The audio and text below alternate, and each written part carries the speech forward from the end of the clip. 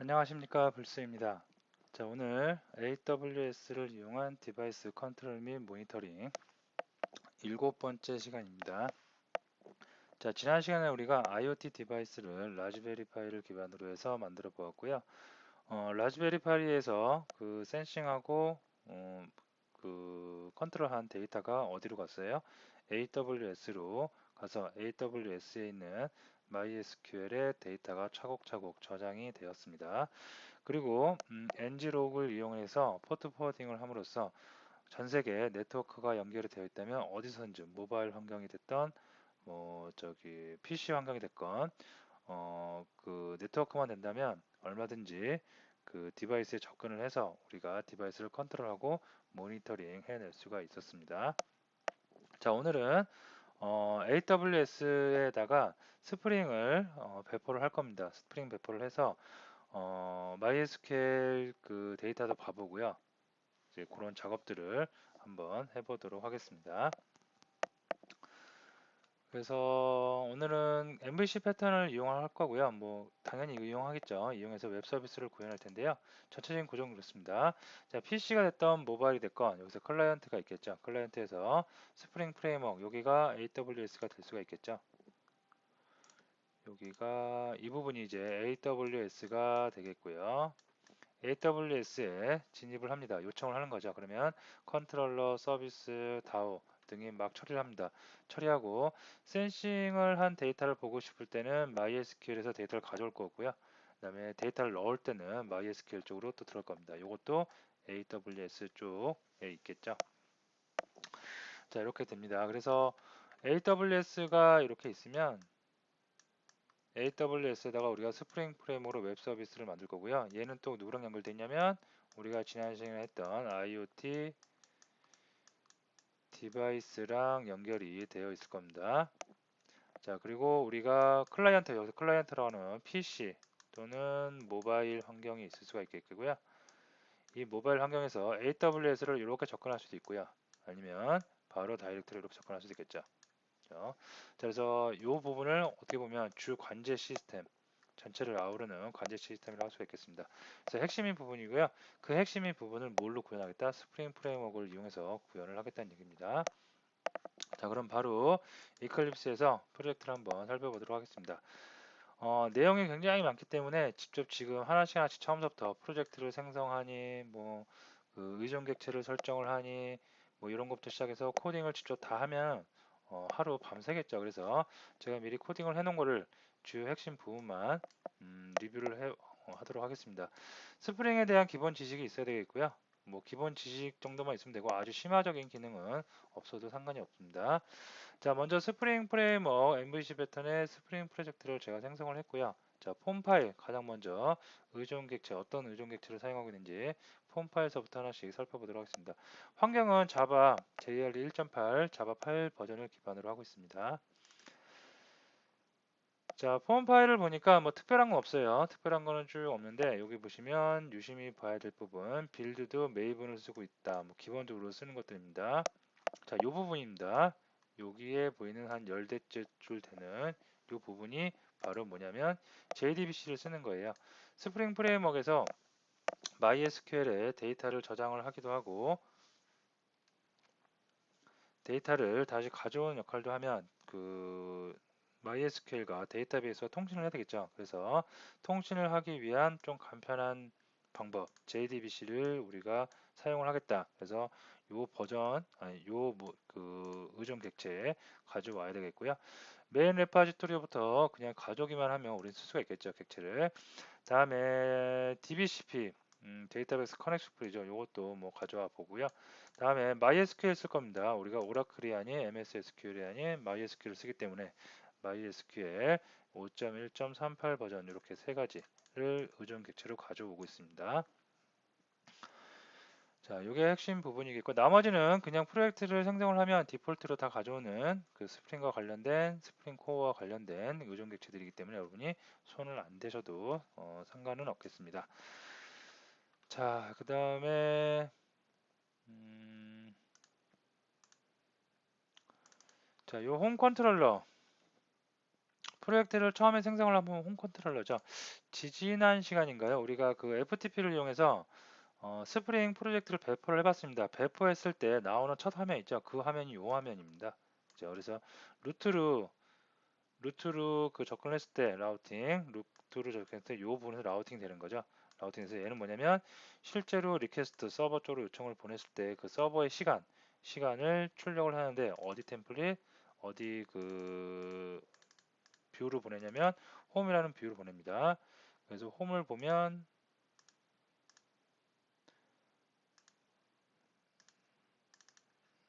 네, 여기 홈에서는 서버의 데이터 타임을 받아서 그냥 화면 출력해 주는 거죠. 자, 근데 이건 기본적으로 있는 거니까 뭐 별 문제가 없을 것 같고요. 우리가 진짜 실제로 하려는 건 어떤 컨트롤러, 여기 보면 IoT 디바이스 컨트롤러 이 녀석이죠. 그래서 이 녀석을 꺼내서 보면 IoT 디바이스 컨트롤러에는 지금 매핑, 리퀘스트 매핑하는 게 딱 하나 들어 있습니다. 뭐가 들어 있냐면 IoT 디바이스로 들어오는 거. IoT 디바이스로 들어오는 건 모두 다 이 컨트롤러가 처리하겠다. 그리고 더 자세히 들어가서 IoT 디바이스로 리퀘스트 하는 것 중에 뒤에 몬데브 모니터링 데브 디바이스를 모니터링하는 요 그 리퀘스트 파라미터가 오면 이 함수, 이 메소드가 실행을 하겠다. 자, 이 메소드 실행을 하는데 결국 이렇게 되는 거죠. 우리 서버 주소 한번 볼까요? 서버 주소가 뭐였죠? AWS 들어가면 되겠죠? AWS 들어가서 우리가 만들어 놓은 인스턴스의 주소를 파악을 해보겠습니다.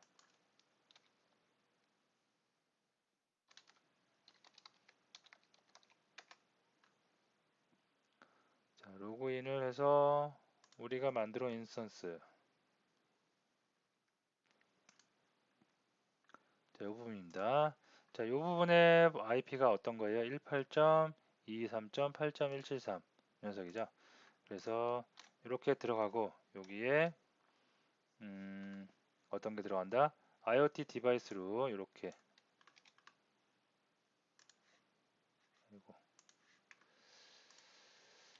요청이 들어가고요.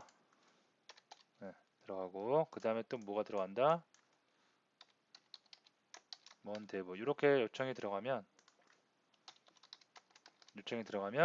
이 메소드가 실행을 하겠다는 얘기겠죠. 자, 그래서 실행을 합니다. 실행을 하고 포트 번호 통캣이니까 8080 들어가야 되겠죠. 아, 여기에 저것도 들어갔네요. 컨스턴스 네임 AWS EC2 프로젝트인가요? 예, 요거는 이따가 다시 한번 우리가 와르 파일 어떤 만들 거니까 그때 다시 한번 확인을 하도록 하겠습니다. 자, 이렇게 들어가면 요 메소드가 실행을 된다는 건데요. 중요한 건 이제 요 메소드가 어떤 일을 하는지 한번 보도록 하겠습니다. 자, 리스트 타입의 리스트 인터페이스를 이용한 그 데이터 타입의 IoT 디바이스라는 객체를 구하고 있는데요. 얘는 서비스로 갑니다. IoT 디바이스 서비스로 가서 모니터링 디바이스를 한대요. 자, 그럼 여기서는 어떤 일을 하는지 또 따라가 봐야 되겠죠. 자, 따라가 보니까 IoT 디바이스 서비스가 있는데요. 얘는 IoT 디바이스 서비스 인터페이스를 구현을 하고 있는 녀석이고요. 이 녀석 봤더니 뭐 하나밖에 없습니다. 그죠? 모니터링 디바이스. 자, 모니터링 디바이스를 구현을 여기서 하고 있네요. 구현을 하고 있는데 여기서 보니까 또 다오로 보내고 있습니다. 자, 다오로 보내고 있는데 이름이 리드 IoT 디바이스래요. 아, IoT 디바이스를 읽고 있다는 역할을 하겠다. 그래서 또 들어가 보겠습니다. 자, 다오로 들어갔더니 이 다오도 마찬가지로 IoT 디바이스 다오 인터페이스 구현을 하고 있고요. 뭐 가보면 뭐 별거 없습니다. 여기서 이렇게 추상적으로 메소드 하나 만들어 놓고 이거를 여기서 구현을 하고 있습니다. 자, 여기서 보니까 뭔가 JDBC 데이터베이스에서 뭔가 가져오는구나, 아니면 데이터베이스를 뭔가 보내는구나, 어쨌든 데이터베이스와 관련된 작업을 하고 있구나라는 것을 쉽게 알 수가 있겠고요. JDBC 템플릿을 구하고 나서 JDBC 템플릿을 이용해서 쿼리를 날립니다. select asterisk from tdev info, 그죠? 테이블 디바이스 인포, 이 테이블로부터 asterisk 뭐예요? 모든 것을 가져오겠다. 가져와서 그거를 로우 매퍼라는 것을 이용해서 하나씩 넣어주는 거예요.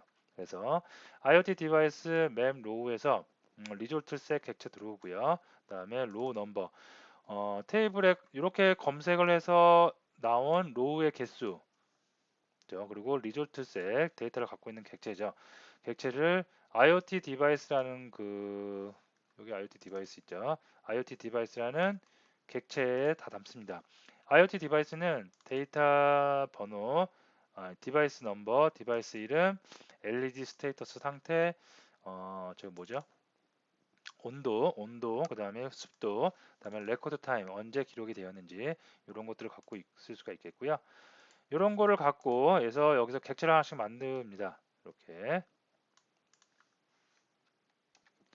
자, 그래서 그 데이터가 로우 개수가 뭐 100개다, 1000개다 그러면 그 100개, 1000개가 객체가 이게 만들어지는 거고요.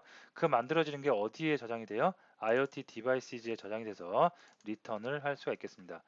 우리 지난 시간에 라즈베리파이 이용해 갖고 데이터를 좀 넣어봤는데요. 다시 한번 쭉 데이터베이스 한번 들여다볼까요? MySQL 워크벤치를 통해서 데이터베이스를 한번 들여다보도록 하겠습니다.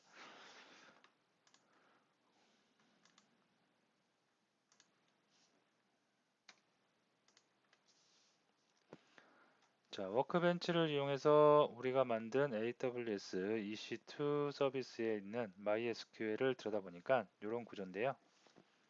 자, select from asterisk IoT device table, device info table로부터 데이터를 한번 불러와 보면 이런 데이터가 있습니다. 그죠? 이 데이터를 보면 컬럼, 넘버, 네임, LED, 템포, 휴미니티, 레코드 타임 다 있었죠. 이 정보들을 어디 다 가져온다는 얘기예요. 가져와서 하나하나의 데이터, 요 한 칸 있죠, 로 하나하나의 데이터를 다 어떻게 객체화시키는 겁니다. 그리고 그 객체의 인스턴스 이름은 뭐예요? 레퍼런스 이름은 IoT 디바이스라고 해주고요. 타입은 IoT 디바이스 타입으로. 자, 이렇게 해서 결과적으로 여기서 하는 일이 뭐예요? 데이터베이스에 접근해서 데이터베이스는 모든 데이터, 100개건, 1000개건, 10,000개건 모든 데이터를 다 가져와서 리스트 타입의 IoT 디바이스에 담는 겁니다. 자, 담아서 리턴을 해줬어요. 그러면 여기까지 오기 위해서 호출했던 녀석 다시 가야 되겠죠. IoT 디바이스 모든 데이터를 가져온 객체입니다. 자, 이 객체를 어디서 불렀어요? 서비스에서 불렀죠. 그래서 서비스에서 다시 가보면 여기에 담길 수가 있겠고요. 이 서비스는 다시 어디로 가요? 컨트롤러가 불렀죠. 그래서 컨트롤러로 호출한 컨트롤러 가서 여기에 담기게 되겠습니다. 즉 사용자가 IoT 디바이스에 모니터링 디바이스 이 그 URL을 이렇게 호출을 해서 리퀘스트를 날리면 무지막지한 막 작업을 뒤에서 백단에서 하고 그 다음에 결과로 뭘 리턴 받아요? 지금까지의 데이터베이스에 기록된 모든 데이터를 다 가져온다는 얘기입니다. 자, 그래서 담아서 그거를 모델에 담았어요. 데이터를 담는 add retribute list라는 이름으로 해서 IoT devices 우리가 구한 전체 데이터를 다 받았고요. 그럴 때 IoT device mon devs라는 그 뷰로 보냈습니다. 자, 가봐야겠죠. 뷰에 IoT device의 모니터링 디바이시즈. 자, 가보니까 JS 파일이고요. 여기 보시면 테이블을 쓰고 있네요. 그죠? 데이터가 많은 거니까 테이블을 써가지고 테이블에다가 레코드 타임, 디바이스 넘버, 이름, LED, 템프, 휴미니티 해서 이쪽 컨트롤러에서 넘어오는 거 있죠? 좀 해볼까요?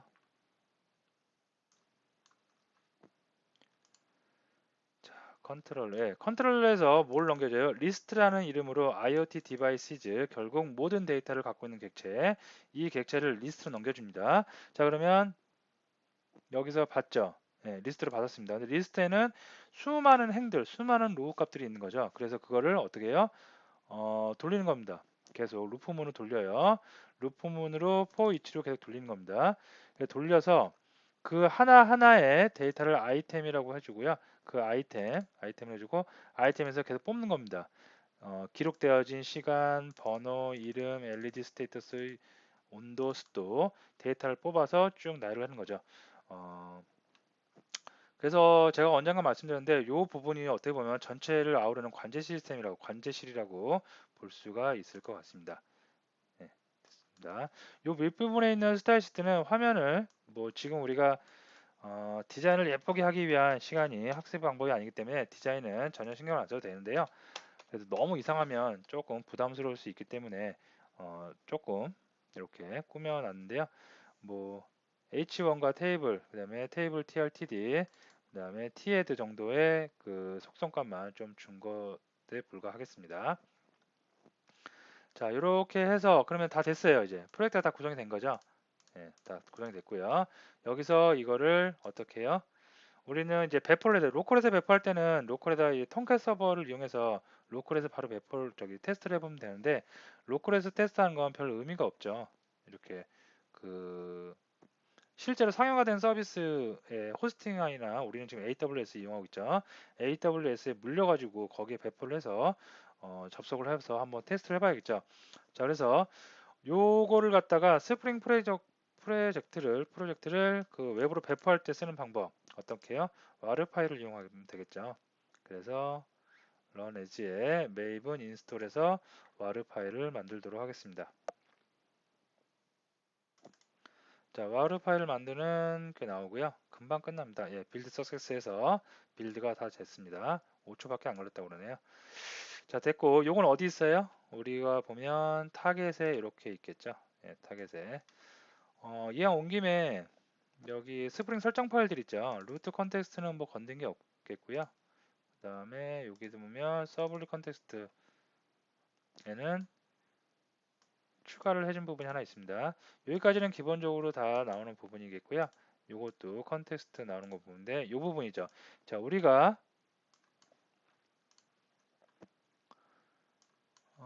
어디 갔죠? 서비스 부분 볼까요? 다오. 음,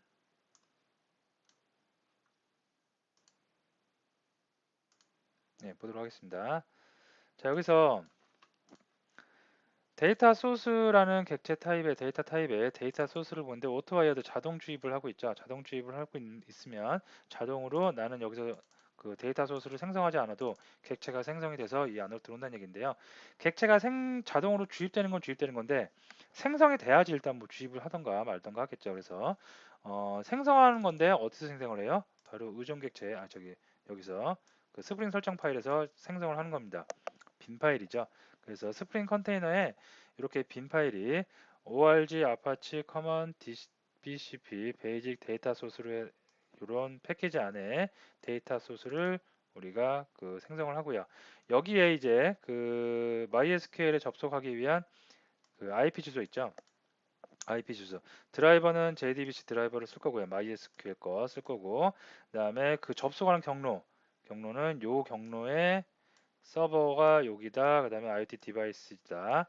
그 다음에 유저네임 MySQL 유저 1, 2, 3, 4 이렇게 쓰는데 요거 바꿔야 되겠죠.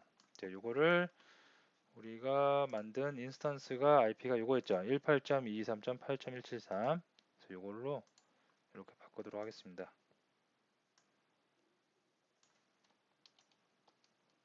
네, 이렇게 바꿔야 되겠죠. 그래야지 정확한 우리가 원하는 서버, MySQL 서버로 접속을 할 수 있습니다.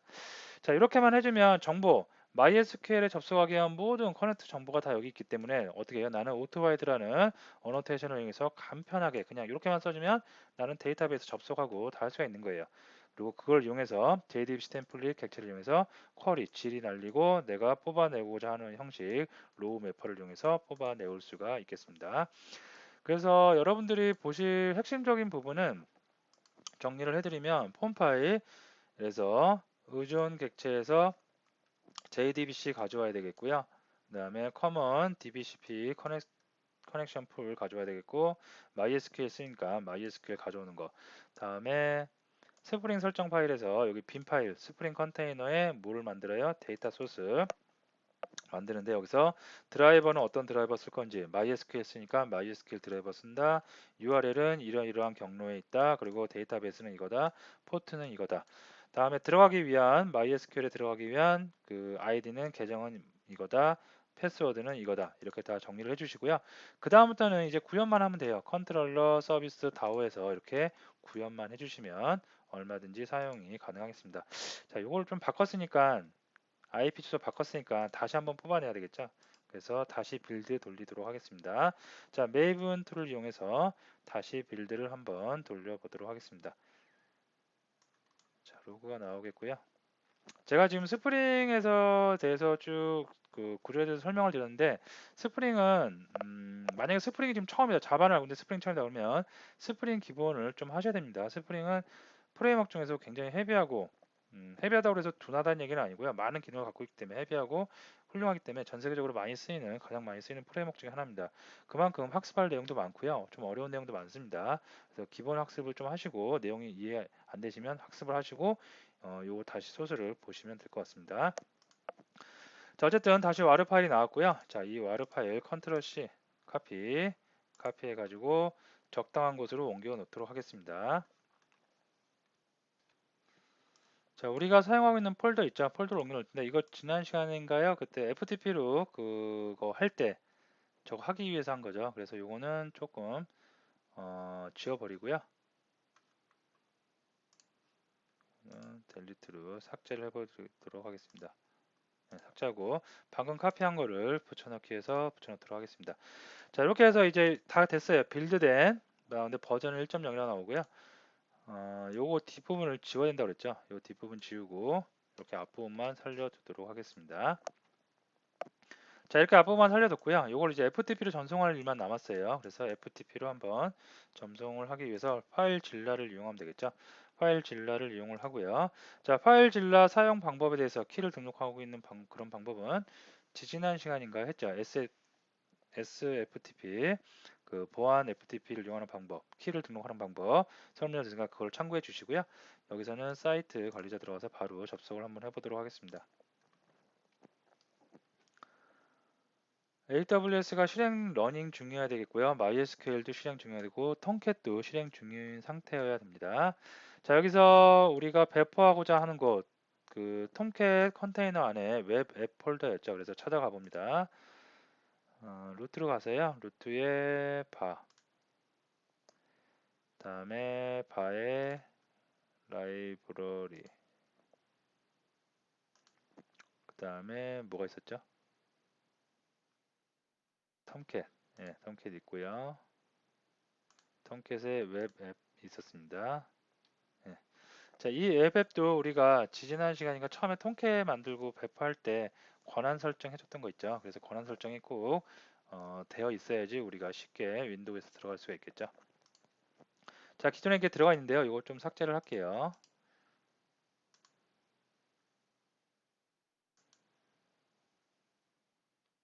언젠가 어떤 학생분이 여쭤본 적이 있는데요. 여기다가 많은 서비스, 여러 개의 서비스를 쭉 해도 되냐? 해도 됩니다. 여러 개의 서비스 쭉 나열을 해도 돼요. 자, 됐고요. 요거는 삭제가 덜 된 것 같은데요. 권한 문제로 삭제가 안 되는데요. 서비스 됐네요. 자, 됐고요. 그 다음에 여기서 새로 고침을 한번 해서 우리가 만든 거 이거 있죠. 이거를 어떻게 업로드를 하도록 하겠습니다. 자, 업로드가 되고 있나요? 예, 되고 있죠. 그래서 금방 되겠고 용량이 안 크게 되겠고요. 자, 된 다음에 어떻게 조금 마음속으로 한 10 정도, 30초 정도만 세면 됩니다. 세고 나서 새로 고침을 해보면 자동적으로 텅크에 들어가면 이 와르 파일이 풀려요.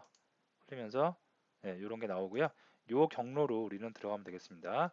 자, 그러면 브라우저를 하나 열어서 아까 경로 볼까요?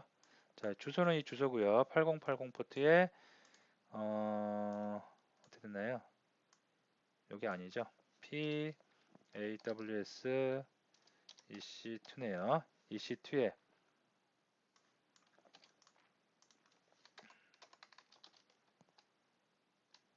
자, 이렇게 해서 루트로 한번 들어가 볼 거고요. 그 다음에 실제로 우리가 여기 다시 와서 컨트롤러 컨트롤러에서 매핑되어 있는 거, URL 매핑되어 있는 거, IoT 디바이스, 모니터링 디바이스, 요 경로로 들어가기 위한 요 경로도 한번 들어가 보도록 하겠습니다.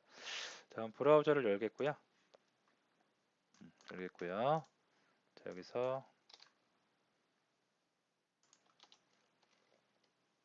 그러니까 떴고요. 요거 이제 루트고, 요거는 어떤 거?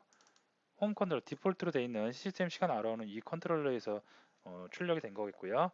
우리는 요게 중요하죠. 요게 중요하기 때문에 요 경로도 한번 들어가 보도록 하겠습니다. 들어가서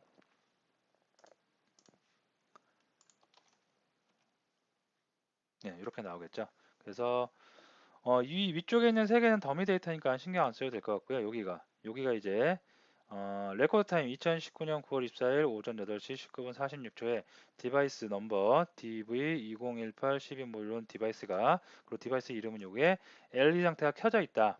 그죠? 그리고 꺼졌다, 켜졌다, 꺼졌다, 켰다를 반복했고, 그 다음에 요 시간대에는 어떻게 템프, 온도가 이 정도다, 그 습도가 이 정도다, 다 모니터링 되고 있습니다. 자, 한번 이 데이터가 맞는지, 정말 올바른 데이터가 맞는지 어디서 확인해요?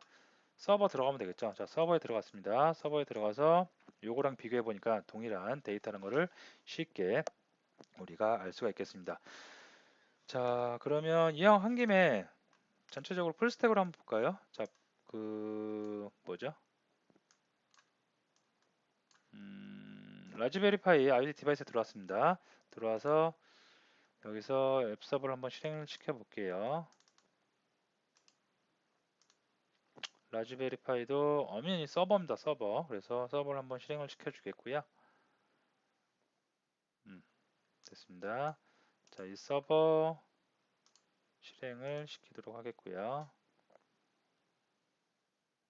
네, 실행됐고요. 자, 실행이 됐기 때문에 나는 브라우저에서 브라우저 하나 더 열어서 어떻게 이 서버에 접속하기 위해서 192. 이렇게 들어가면 되겠죠. 이렇게 들어가서 하면 되는데 조금 촌스러운 방법이죠. 로컬에서만 되니까 실제 상용화된 서비스와 가장 근접하게 우리는 뭐 할 수 있다? 포트 포워딩을 할 수 있다고 했습니다.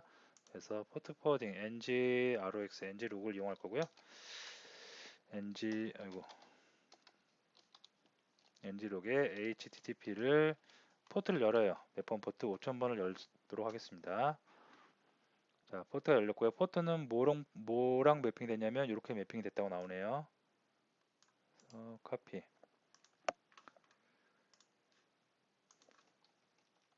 네, 이렇게 됐고요. 자, 이렇게 된 상태에서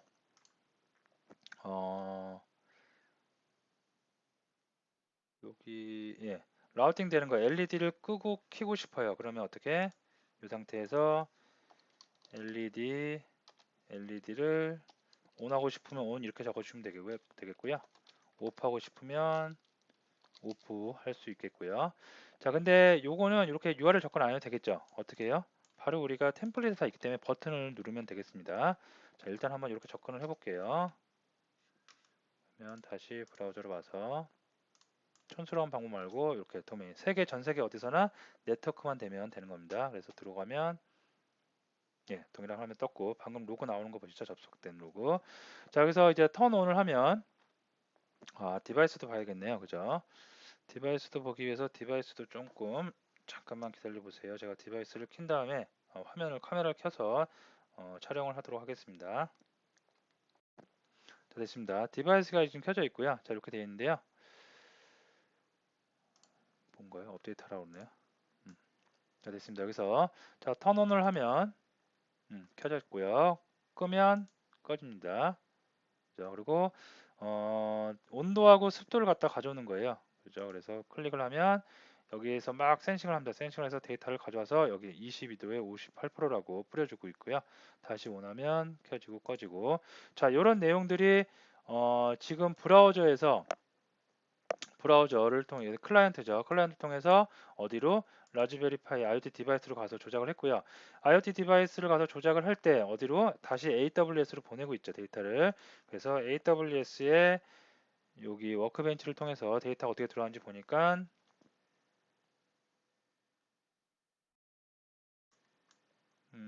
기록이 계속 이렇게 됐습니다. 지금 현재 기록이 계속 되고 있고요. 요거를 워크벤치에게 기록이 서버에 된 걸 확인했으니까 우리가 방금 만든 스프링 프레임워크의 화면 있겠죠. 이 화면을 다시 한번 갱신을 해볼게요. 그러면 데이터가 더 밑으로 쭉쭉 나오겠죠. 새로 고침을 해봅니다. 그러면 이렇게 나온 것을 확인할 수가 있습니다. 자, 그래서 IoT 디바이스 모니터링 시스템에서 지금 디바이스가 한 개인데요. 디바이스가 10개, 100개여도 상관이 없겠죠. 그러면 이 IoT 디바이스대로 쭉 번호대로 나올 거고요. 우리가 쿼리 질의문을 좀 더 자세하게 디테일하게 하면 묶을 수도 있겠죠. 그룹별로 묶어서 데이터를 관리를 할 수도 있겠습니다. 자, 그래서 뭐 막 다 다뤘네요. 그죠? 디바이스도 만들고 웹서버, 그 다음에 AWS 전부 다 다르는데요. 좀 복잡한 것 같지만 처음 하신 분들한테는 약간 복잡해 보이지만 차근차근히 한 단계 한 단계씩 IoT 디바이스가 할 일, AWS가 할 일, AWS MySQL에 접근하기 위해서 우리가 해야 될 일, 그다음에 EC2에 들어가는 웹 서비스를 구현하기 위한 스프링 프로젝트가 해야 될 일, 하나하나의 자기가 담당하고 있는 일들을 여러분이 정확하게 구현해 주시면 그리 어려운 일은 아니고 시간이 좀 걸릴 뿐이지 어려운 것은 아닙니다. 자, 그럼 창표로 다시 와서요. 음. 자, 이렇게 구현했고요. 다음 시간에는 지금 이제 웹을 이용해서 클라이언트가 이제 PC만을 이용해서 우리가 좀 접근을 하고 있죠. PC에는 뭐 브라우저를 클라이언트로 삼아서 접근하고 있는데요. 모바일 환경도 있죠. 모바일도 마치 그 브라우저가 있긴 있습니다. 근데 모바일에서 이왕이면 네이티브 웹, 안드로이드 네이티브 앱을 이용해서 어떻게 AWS를 조작을 할 수 있는지 그 방법에 대해서 살펴보는 시간을 갖도록 하겠습니다. 자, 오늘 강의 여기서 마치도록 하겠습니다.